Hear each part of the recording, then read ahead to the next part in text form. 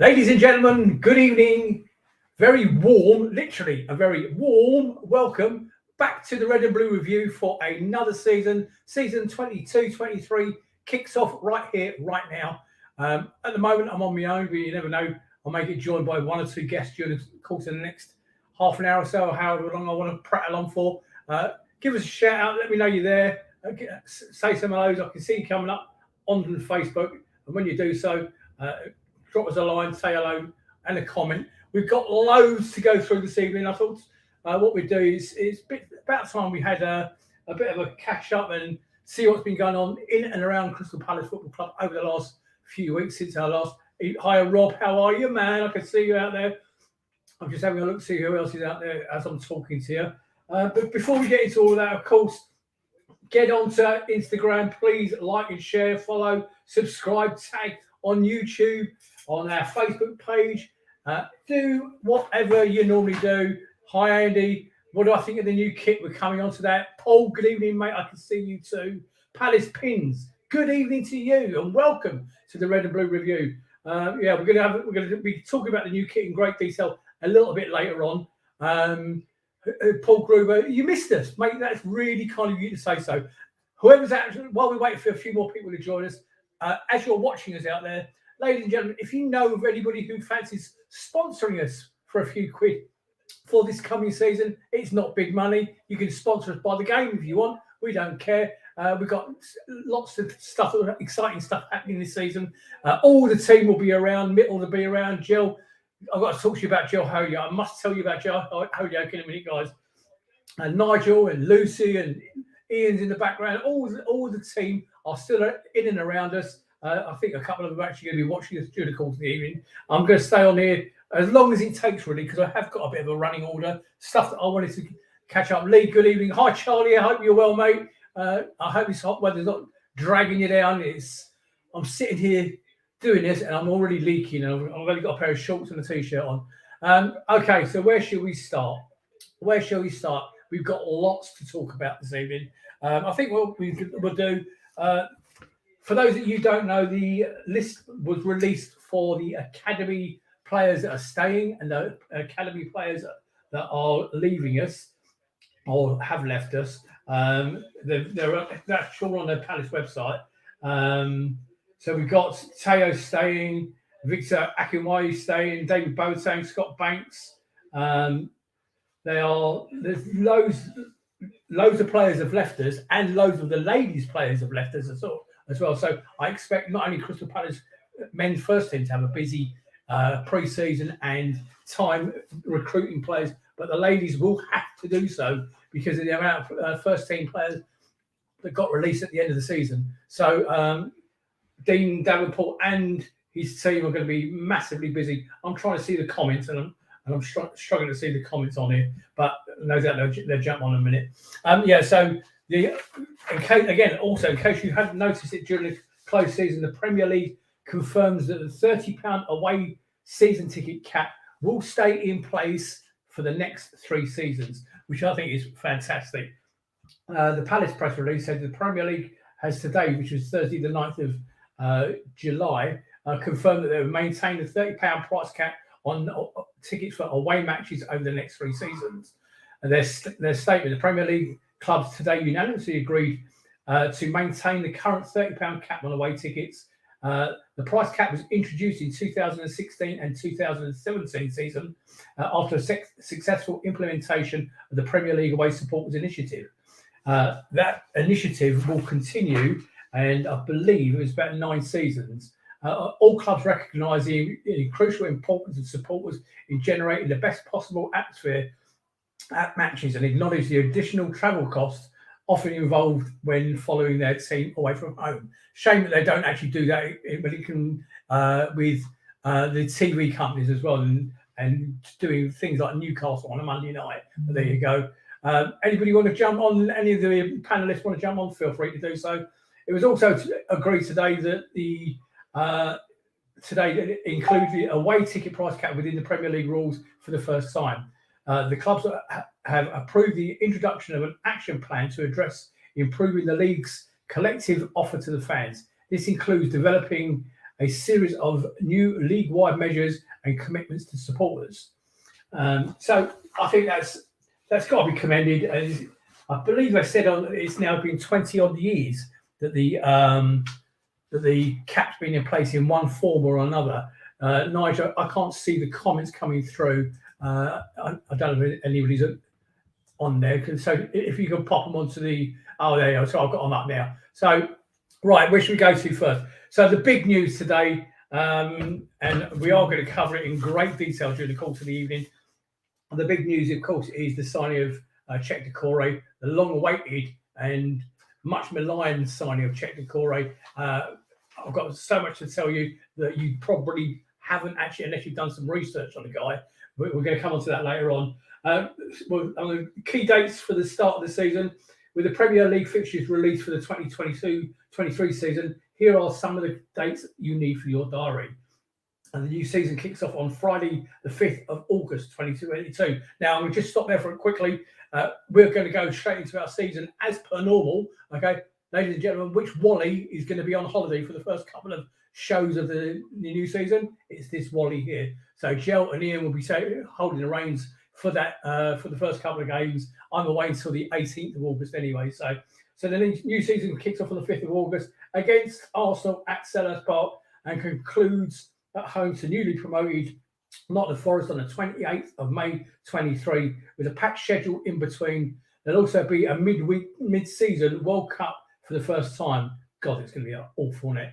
Kicking off on the 21st of November and concluding on the 18th of December. The league campaign resumes later on Boxing Day against Fulham. And obviously the full list has been produced. There has been some TV changes, as you can see on screen, because of my wonderful producer, Nigel Crouch at the top half. So the Palace away at Anfield is now on Monday, the 15th of August at 8 p.m. A home fixture against Brentford got moved to Tuesday, the 30th of August. And yes, I will be back in time for that one. So I'm glad to say I'm out of the country for the Liverpool game. And that's on Tuesday, the 30th of August at 7:30 p.m. That's on Sky Sports, as is the Liverpool game. And Palace versus Man United, home to Man United, is on Sunday, the 11th of September at 4:30 p.m. And that's on Sky Sports. Sorry, the Brentford game's on BT Sports. The one thing that did really surprise me was that they'd actually left the Palace-Brighton game, or whatever the date was of the Palace-Brighton game. I can look it up. And they left it at 3 o'clock on a Saturday. Out there in Facebook land, anybody tell me, do they honestly think Sussex police are going to let us have a 3 p.m. kickoff on a Saturday? Lucy Usher's on in the house. Lucy, jump on and say hello to the game. Hi, Daniel Garlick. I can see you, mate. It would be great to get onto the show again. Daniel, jump on now. Nigel, send Daniel the link, please. And Daniel, if you want to pop on, come and say hello. And let's give us your thoughts on the new kit, which we're going to be discussing in a minute. We were talking about the Brighton game and the Brighton away game. So it's quite early there. Yeah, it's Saturday, the 17th of September, allegedly at 3 p.m. Tony Quinn, I can see you. Good evening to you, mate, and welcome aboard. Nick Kenny Neville said hello. Mark Callahan's out there. He's a regular. Chloe, why are you not on here? I know you're... Nigel, can you send Chloe the link as well? Lucy Usher, I love you too, darling. Okay, I miss you. You've been very quiet over the summer, but I know life goes on and you've got lots of things to do. So anyway, on to the big news today. We'll do the transfers in a second, but Nigel, we're going to kick off, if you don't mind, about the new kits. So you'd all seen the away kit. I've seen everything described as a work of art through to a children's crayon scribbling. It looks as though Joel Holyoke has got his crayons out. Now, I need to stop there and talk to you about Joel Holyoke, okay? Joel Holyoke, ladies and gentlemen, is working in my house. He's fitting me right behind that wall there a brand new kitchen. And that bloke is not only a talent on the show, he's a talent with his hands as well, and a sledgehammer. He is doing... I'm not going to give you the guided tour of my new kitchen because he's nowhere near finished yet, but he's been grafting in this heat for the last few days and he's doing a cracking job. So I'm really chuffed that that we chose Jill to do this. He is a talent. So any of you need any tiling work done, bathrooms done, kitchens done, I know the man, and I'll give you his telephone number. Simon Philpott, I can see you out there. Now, Tony Quinn, Okay, Nigel, going back to the kits, if you don't mind. Tony Quinn's just said Hydric split. Well, the reason he's saying that is because the new the home kit, is very similar to the Hydric split kit from last season, and it is. It's is it Macron? There you go. And it's very similar to theirs. Obviously, we've got Cinch as the sponsor on there, and it's the Eagle, but it's Macron, the same as the Hydric split one. But I think, do you know what? That's actually growing on me. Obviously, we saw a couple of false ones get launched out on social media last night, or leaks, as they say. Mickey Philpott in Switzerland. Good evening to you, mate. I hope you're all well and your family is all good. You should be over here, mate, enjoying this sunshine. Typical Macron will fall apart in the wash. Now, there's nothing like a bit of positivity, Tony, is there, eh? I'm sure they'll be fine. I didn't actually buy the home shirt last year, the zigzag one. Kit spelled with a silent stop it, Lee. I didn't buy the home kit last year for the first time in many, many years, but I'm going to do so. Oh, and I also need to make an apology to each and every one of you watching so far this evening, or who's watching this later on YouTube and so on and so forth. You may have noticed something remiss about what I look like at the moment, and I broke a tooth. And I'm a typical old man at the moment. It won't be there for the start of the season, I can assure you. It's all getting repaired on Friday. But in case you think I'm lisping a little bit, that's why. So don't forget the red and blue review. You get it, walks and all, including Dodgy Team. So there's the away kit. And when I first saw it, I did think, oh God, it is a little bit loud. It's a bit.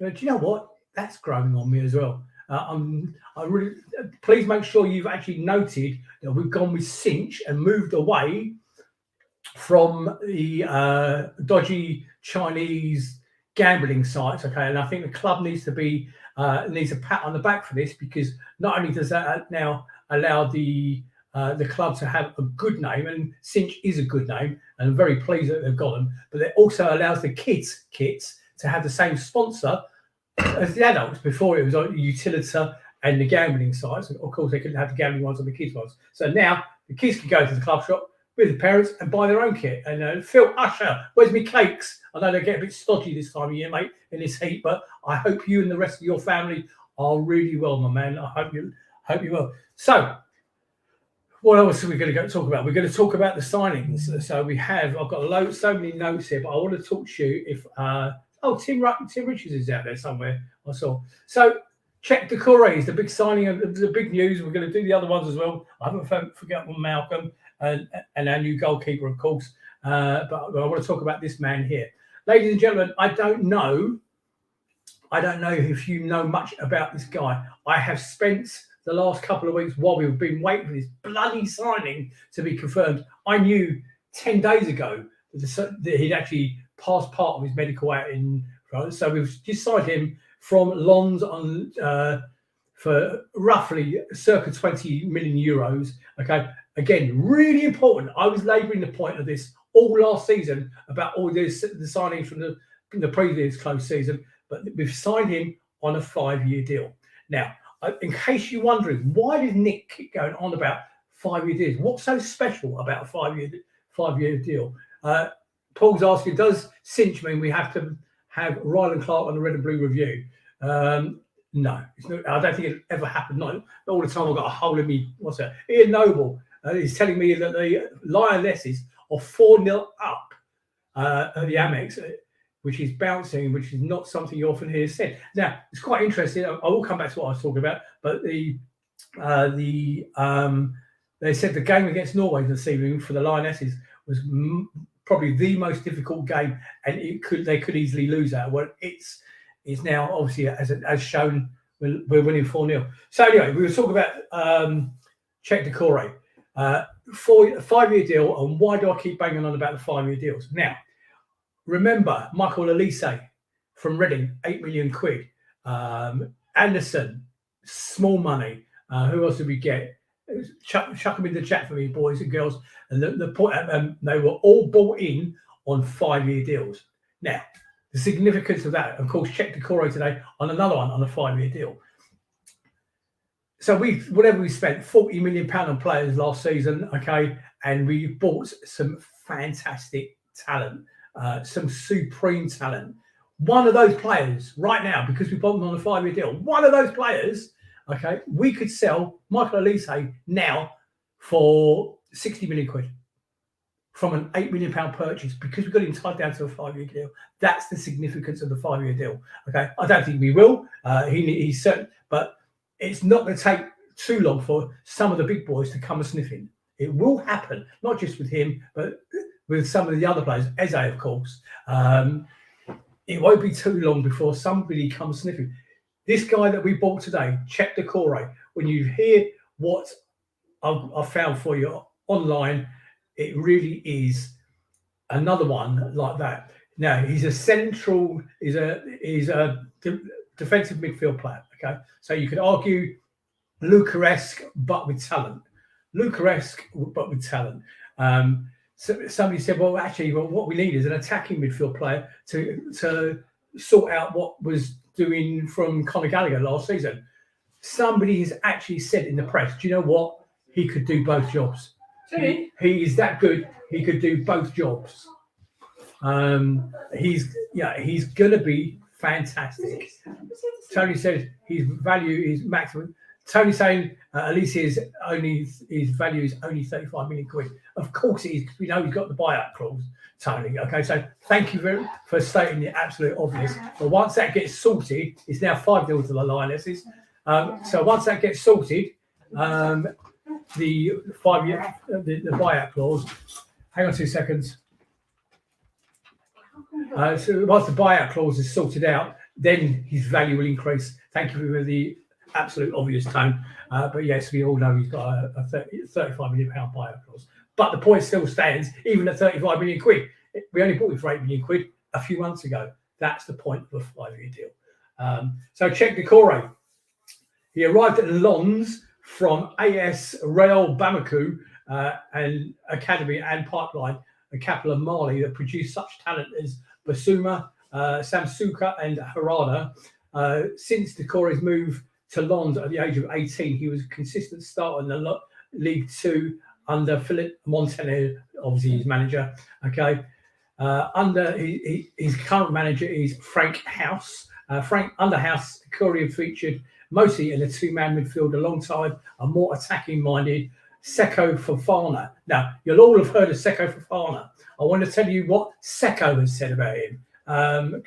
Even Mr. Harvey, I can see Seko Fofana, world-class talent, absolutely supreme talent. And he has said quite categorically, Lens aren't going to be able to replace Doucouré. He is going to be a supreme talent, It's not me bigging him up. That's his own teammate, who's also a world-class talent, saying exactly the same thing. Okay, we believe his future at Palace will likely be one of the two deeper-lying midfielders in 4-4-3 varieties that Patrick Vieira tends to deploy. Doucouré has several standout qualities as a player. His transitions from defence to attack exceptionally well. He anticipates a ball loss and active scans upfield for a quick transition pass. A little bit, if you think like what Anderson was doing in the centre of defence last season, very similar to that sort of style of play, but with supreme talent. His dribbling is simple. He's strong on the ball, and his head is usually up and ready if need be. All of this results in him being one of the most progressive players in Ligue 1, 5th and 6th in progressive passes and carries last season. When Doucouré gets closer to the final third, he rarely attempts the killer ball, and instead he finds open players with a variety of short to medium-term passes, little chips, hard balls on the ground, and shapes of pass. He was 7th in Ligue 1 in completed passes into the final third last season. Doucouré flashes a decent shooting technique from distance, but he mostly leaves that to creating for other players, okay, and his positional responsibility as a defensive midfield player. He values the ball, and he gets into the attacking half of the pitch and would force a pass before he'd risk losing it in a rash dribble attempt. He also has some inconsistencies in receiving the ball and lacks ball control to hold it and make a dynamic pass. under pressure. However, his acceleration and instinct will allow him to escape without losing the ball. Ultimately, Doucouré is a young, hard-working player with good athleticism and intelligence, and on the ball should help Palace's transition game immediately. Again, a little bit like Connor did last season. He can improve his defensive position and discipline, and he should become an outstanding defensive midfield player in one of the top leagues in the world. If he can improve his ball control and passing range. Now, for those that you didn't see Patrick Vieira when they announced the formal signing, the one thing he said is he's spoken directly to Patrick. It's now 6-0 to the Lioness. It's fantastic. He was saying that his conversation with Patrick Vieira, who he holds in, Patrick Vieira is very, very much responsible for the signing of Cheick Doucouré. Make no mistake. And when they did speak, he said, I can make you a better player. I know what you're good at. I've been watching you for a few seasons. I know what you're good at, and I will help you improve. So superb. I think it's all got to be a positive. Give us your thoughts, ladies and gentlemen, in the chat. Are you excited as I am? Greeting from ex-Strat boy now in Florida. Greetings to you from Florida. All I've got is Facebook user, Mr. Florida. Give me another message back with your name, please, so I can say hello to you. So it just says greetings from Florida. That's all I've got. So are you as excited about Cheick Doucouré as I am? Because I think you got John Kenny says he loves a home top. Good man. And I want positivity. If we can hit the ground running, and we're going to come on to our opening fixtures shortly, but if we can hit the ground running and they are tough, is that Richard Harvey out there? Harvey, you're listening. I wonder where you were. Drop us a message, mate. I haven't seen you for ages, and I look forward to seeing you standing next to me throughout next season. It'll be great. Well, I say great, but I'm lying through my teeth. Okay, Malcolm Ibiowi has also joined us. Crystal Palace have agreed terms with Malcolm Ibiowi. The 18-year-old winger is set to join Patrick Vieira on the 1st of July, when his current contract with Derby ended. And again, another one on a 5-year deal. Okay, the significance must not go by you. Ibiowi, joined Derby in 2021 and earned his place in the first team, aged only 18, making his debut in February 2022 as a substitute in place of fellow Palace arrival Luke Plange. He scored his first professional goal in April and went on to make 16 championship appearances in 21-22, drawing attention for his attacking prowess. So we have got an abundance, and of course the goalkeeper. Somebody help me out with his name because I've lost my bit of paper with his name on it. Sam Johnson, of course. Michael is in Cape Coral in Florida. Michael, I don't know why it comes up with Facebook user on screen, but that's what it shows me. But you are welcome. Please spread the word of the Red and Blue Review out in the States and spread the word, and hopefully we'll see more of you on the during the season. And there's Sam Johnson.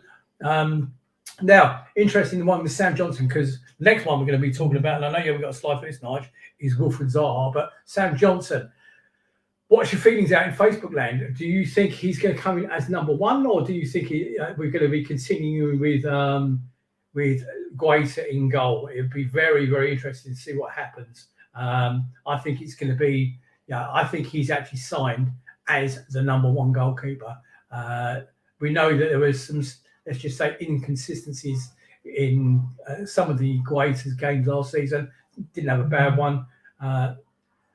Paul Bristow saying his surname is Malcolm Ibiowi is what I just can't pronounce it. Sorry, and then he unsent his message. But so. What do you think about the goalkeeper situation? Have we got three good goalkeepers? You think Jack will leave us? Nick Kenny is asking, why do we need four goalkeepers? Nick, I'm going to answer your question with another question. Why do we need 4 goalkeepers going down to Australia? Andy Stacey thinks the new one will be number 4. Ian Noble saying East for you to say. At least I can spell it. Okay, so if you look at the screen and look what you wrote, okay, then you'll see Sam Johnson is very soon after.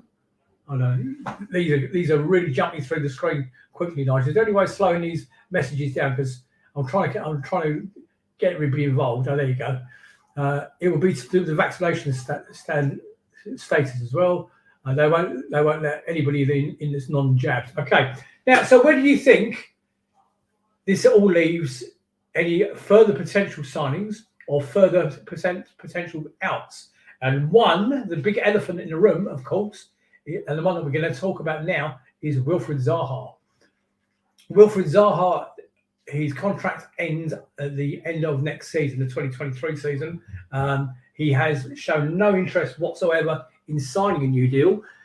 He's happy to run it down so he can go on a free, which could also mean that we let him go on for a value right now in this transfer window. So what will we get for him? The number that's being bounded around, okay, is 25 million. Is that enough, do you think? Nobody came up anywhere near the valuation that we wanted over the last few seasons while he was in his contract. We were looking for offers in excess of 70 and 80 million. No. Ian's telling me only 3 are now travelling. I read today, mate, there was all 4 of them were going, but I bow to your superior knowledge. Is Wilf's house still on the market? Asks Lee. I don't know. I'm not that close to it. Well, I'd say I'm not that close to it, but it's only a mile and a half in that direction, but I don't know. I'm going to be interested. But and what we do know, stick the kettle on, pass the biscuits. The kettle's here for a reason, guys. Okay, because obviously I have no kitchen. I'm sitting at my dining table, which has now been converted into a temporary kitchen because of Lord Holyoke doing his job. The issue is going to be is what do we do if Wilf goes? I mean, is that really then time for Eze and Elise to open up and become the top dog? Because we all know Zaha's the top dog, but by him going, if Wilf was to go, I think he's on something like 130 grand a week. Imagine what we could do with 130 grand a week and 25 million pound unexpected budget on transfers in this transfer window. If you look at what we did over the last few weeks, our last couple of seasons, and we've got in some, John Kenny saying 20 million. I think I'll make you about right, John. I'll make you right. And Paul's also asked, do Man United still get 20% of any Wilf transfer fee? Yes. If he goes at the end of the season, of course, on a free, then of course a free is a free. They're going to get 20% of FO, and nothing would make me laugh more. But Wilf run down his contract. We know that the representatives of both parties, Roma and Zaha, haven't spoken directly to each other, but there has been contact. So it is, I think it was somebody on Twitter said it's an active discussion, but they're miles apart, and so nothing's been agreed. So no bed wetters, please. Nobody, it might happen, it might not happen. Ian Noble, so look out. Ladies and gentlemen, I'm talking about Wilf Zaha, and I'm talking about Willie will wait to go to Roma. But before I'm going to stop dead in my tracks to say, hello, mate, I've missed you. Oh, Nick, I've been watching and I thought I'd just join you because, it's half time with the Lionesses. I was so into the game, I couldn't tear myself away. But good. And you know what I mean? What have I missed? What have we covered? We've talked about Wilf, very nice.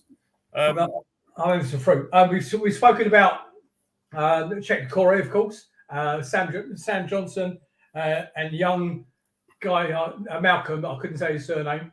And you spelt his surname wrong in the chat, so there you go. So 1-1 already. Listen, this is taking 30 seconds, and we've missed the banter. Listen. Wilf to Roma could happen if they come up with the right deal for Crystal Palace Football Club. I think with this deal, it's the kind of deal we could say, let's look at some of their players. And I know you mentioned to me before Tammy Abraham.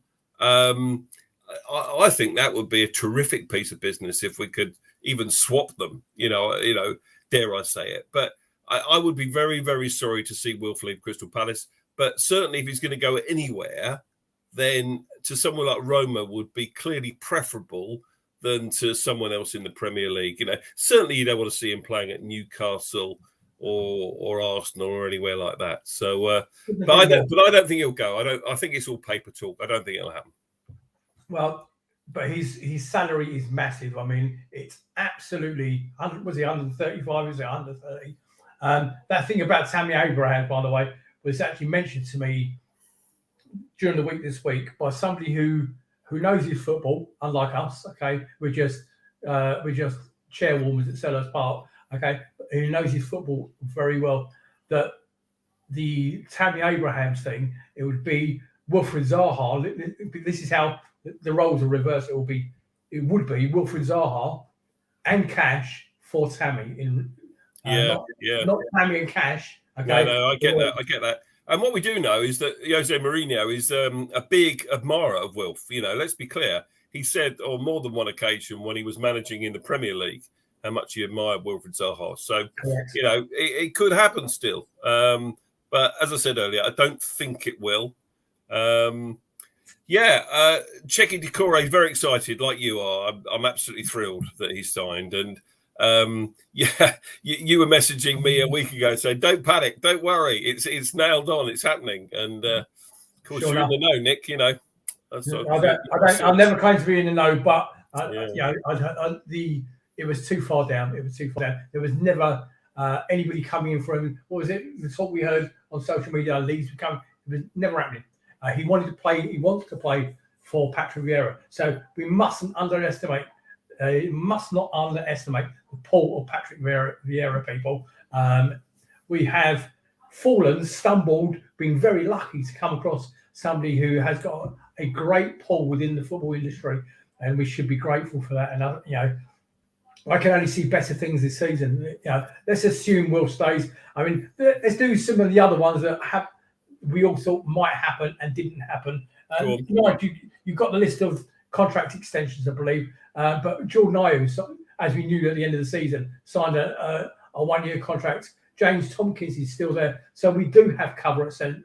And Luka Milivojevic, it looks like he's staying as well, doesn't it? Yeah, I'm coming on to that. I want your opinion on that, Ian. I want to ask you about Luka and Benteke in a second. James Tompkins and, of course, Nathaniel Klein, all signing extensions, 1-year extensions to the contract. That's the other thing. Before we come on to the other two, Ian, don't forget with Zaha's coming up 30 next season. So even if we do offer him another contract, if we're offering him another contract now, it will be a long-term deal in this window. We're offering him an extension, a 3 or 4 year extension. If we wait till next year, Palace have made a policy whereby they will not give you more than a 1-year contract. No, 4 that we just had on screen are the classic example of them. They're all 30 plus, okay, and they're all only getting 1-year contracts. Zaha, if we let it go 1 more year without him signing, and then he doesn't get any offers, and he comes back to the table and says, "Actually, I will sign a new contract." Well, now, mate, you're only going to get a 1-year contract. Do you think that will really happen with Wilf? I don't. I think we'd make an exception for him, wouldn't we? Well, they've set this precedent, Ian, and I honestly can't see it change again. Anyway, you asked a question about. I was going to ask you about Benteke and Milivojevic. I know Fulham have been sniffing around again, Milivojevic, but nothing's come of it. Christian Benteke, nobody's come sniffing for it. Your thoughts? Yeah, okay, let's do Luka first. I think, it would have to be probably a promoted club. And as you say, he's been linked with Fulham. They've signed Pereira from Man United today, I think, from what I saw. So he plays in midfield as well. So they're buying midfield players. So maybe that's less of a need for them to pursue Luka. The thing about Milivojevic, I think, is that if he stays at Crystal Palace and doesn't get much game time, then expect him to move in the January window, or expect someone to come in for him in the January window. Because I think he's the kind of player that still wants to be playing his football. I was reasonably impressed with what I saw of him in the Millwall game. To be fair, his corners were looking pretty good, actually, better than I've seen before. Dead balls. And he's the kind of player that wants to play. We know that last season was a bad season for him. He had the problem, didn't he, with his family at the beginning of the season, lost his place and all the rest of it. But he's still club captain. So, if he stays another year, I don't think he's first choice. No way, especially with Doucouré arriving. So he's going to have to bide his time. But I think if he doesn't play much, he'll probably... Do you think he'll stay club captain in? Sorry? You think he'll stay as club? I think he probably will actually. I don't know is the answer, but I think all the time he's here still, I think he probably does. Give him something to do, write the program notes every week, sort of thing. If he's not playing football, but as for Benteke, I really think he's down the pecking order now. He's definitely striker number 3 for me. Mateta has sort of made himself first choice end of last season. Certainly in the 2 pre-season games we've seen behind closed doors, Mateta's been the one that started both games, and Edouard's had the second most minutes, if you like. Benteke, I don't want to knock the guy too much, but he's stealing a living from us at the moment, I think, and I wouldn't be at all surprised if we're proactive behind the scenes trying to offload him. I think that's what we should probably be doing. Again, look at his age and everything.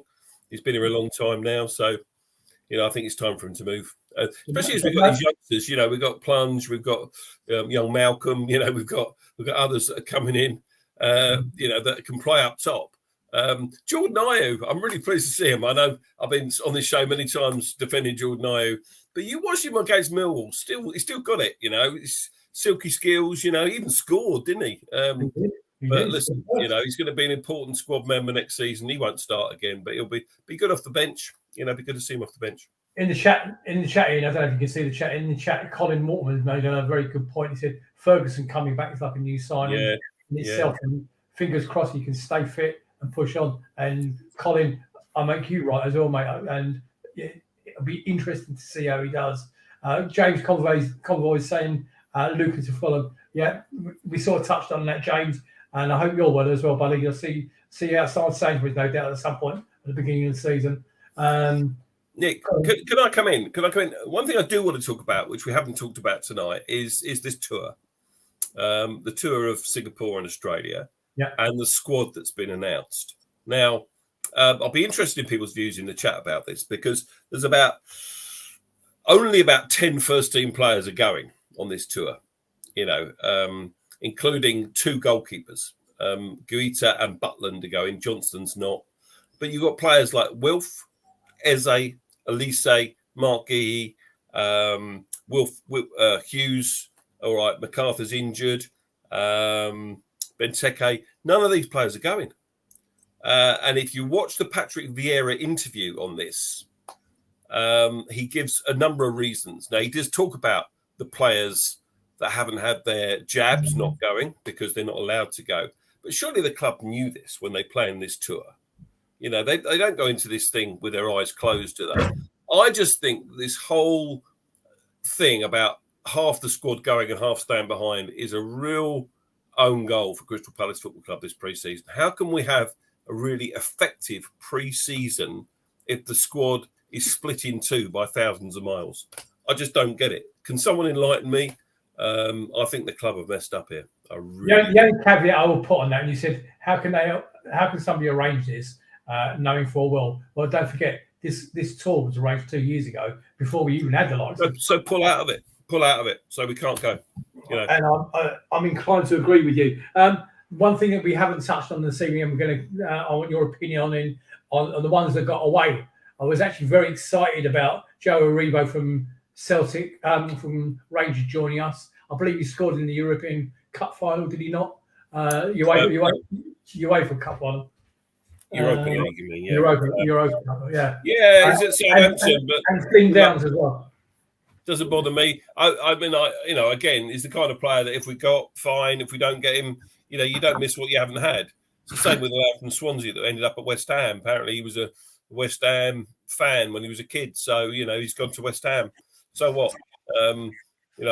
Some of these players, I'm not sure they get in our first team anyway at the moment. So okay, 3 letters for you, Mr. Noble. 3 letters.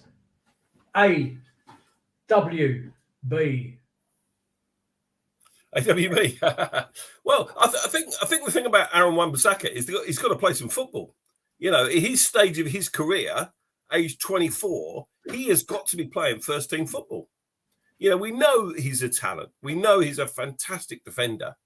And we know that he was probably mismanaged to some extent. He got his head turned in Manchester, a bit like Wilf, but, few years later. And, if Manchester United want rid of him, I would be keen to get him back at Selhurst. I really would, especially as we've got potentially an issue with the right back berth. We've got Wardy, we've got Kleiny, both the wrong side of 30. Okay, Ferguson's coming through, but he's not proven. But I'd love Aaron Wan-Bissaka back on a season-long loan. I'd be happy with that. A loan as opposed to a loan. Guys, would you agree with me or not? A loan as opposed to a purchase, yeah. Yeah, season-long loan to begin with an option to buy. That's what I would say. I think the only sticking point would be his wages, because he'll be on. He probably 3 or 4 times his wages from where he left at Selhurst Park. But he's got to be playing first-team football, Nick. If he wants to further his career, he's 24 years of age. He's got to be playing first-team football, or at least knocking on the door. If he's at Man United, he's not going to play, is he? At the moment, that's what we've been told. I'm surprised no one else has come in for him. To be fair, lots of other clubs, clubs like, I suppose some of them haven't got the money, have they? Someone like Everton, Newcastle wouldn't be interested because they got Trippier. But even one of the promoted clubs, why not give him a chance? Absolutely. And I don't know if you heard the beginning of the show, I was actually mentioning the early August stuff, that I'm not going to be around, mate. You're away? Yeah, I think I knew that. I think you said that you're not going to be around for the beginning of the season. Schoolboy error, booking your holidays when the football season. I'm away for the Arsenal game. I'm away for the Liverpool game, but I will be back for the Villa game. So, well, I have my train and my hotel booked for Liverpool. I have my train booked for Newcastle. But Manchester City is a little bit of a tricky one because apparently there are problems on the trains that weekend into Manchester. So the jury's out as to how we're going to get there. But we will get there, of course, come hell or high water.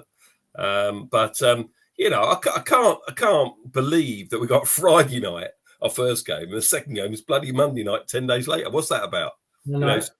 And I read an interesting article about the TV fixtures before they announced the first round of them, and they're all in groups, these fixtures, and Group E was Friday nights and Monday nights, and we can only get a maximum of 5 of these in the season, including Sundays at 2:00. I think we're in there as well.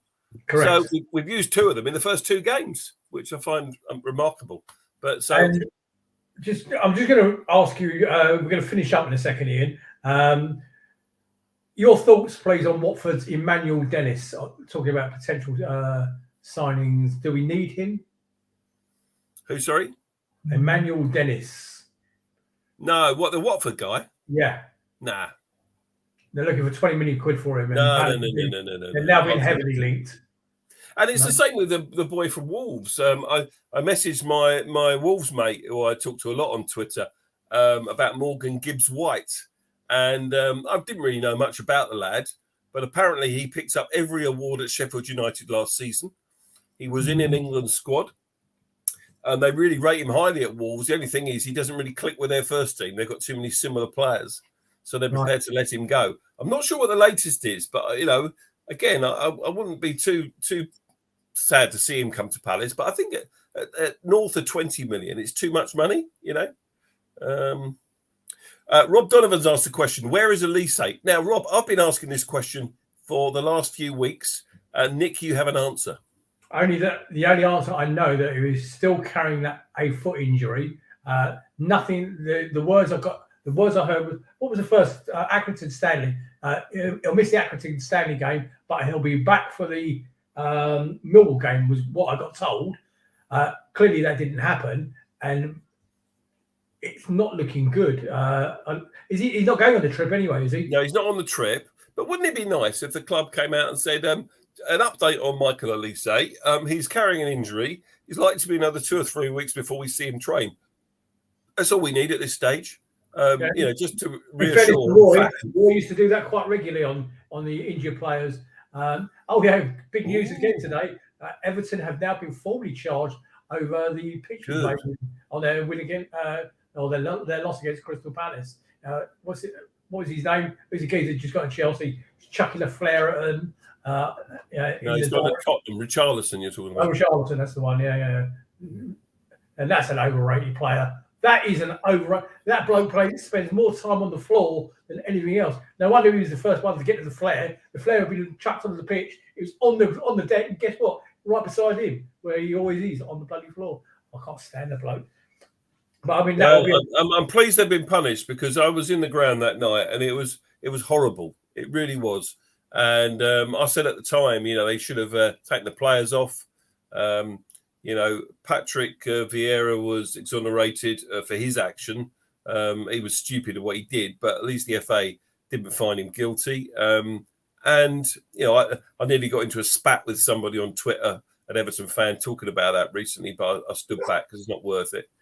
People hiding behind their Twitter handles. But I'm pleased that Everton have been fined. Presumably it's just a fine and nothing more than that. No, they've been charged at this stage.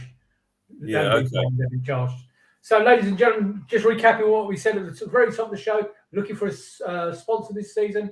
Not hundreds of thousands of bucks. I mean, Ian doesn't need that sort of money because he lives in life of luxury as it is. But just a few quid to help us get us through the season, and we will be here throughout the season. I have not just Nick Philpott as your host, Ian Noble, Jill Holyo, and any of the other rest of the team. If they want to have a go at hosting it, it's absolutely fine by me. I think we're going to call it, put a line under it there. We've covered everything I wanted to cover this evening.